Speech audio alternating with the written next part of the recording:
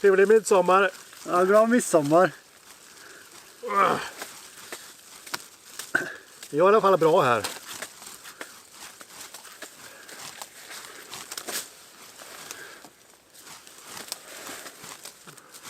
De verkar inte bry sig. Kolla om du tittar upp på himlet igen så ser du dem. Ja, det kommer nya men de har slagit bort de gamla. Ja, jag tror inte de blir närmare påverkade av det här.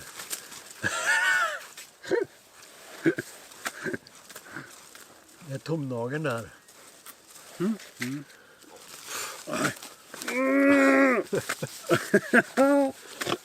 Jag har redan prickat för sönder lite grann i alla fall. Ja, men de är ju... Lite på pannan i alla fall. Ja. Nej, sluta.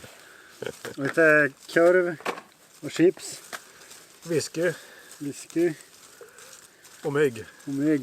Knott är det, inte ja, mygg. Det är knott. Det är fan knappt knott. Det är ännu mindre saker. Ja, mikroknott. Alltså, Vad som är värre än knott. Alltså, de är sjukt små.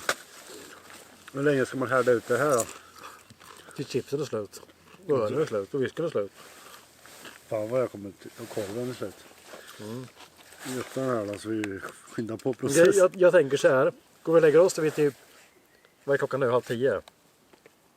21:18. Och så går vi och lägger oss 10. Ja. Men vi kommer vakna vid typ 3. Ja. Det är det jag känner att jag måste dra ut på. Ja, men man kan ligga kvar i tältet Ja, många det kan timmar. vi göra. Man kan ligga i tältet många timmar och somna Ja. om och snosa och ha sig.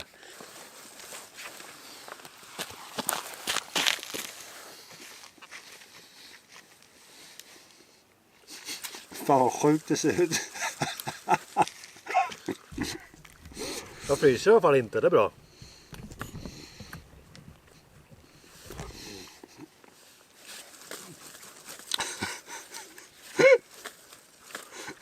Ser det trevligt ut eller?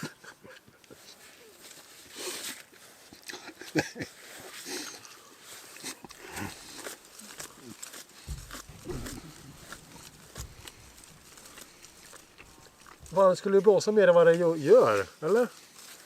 Ingen aning.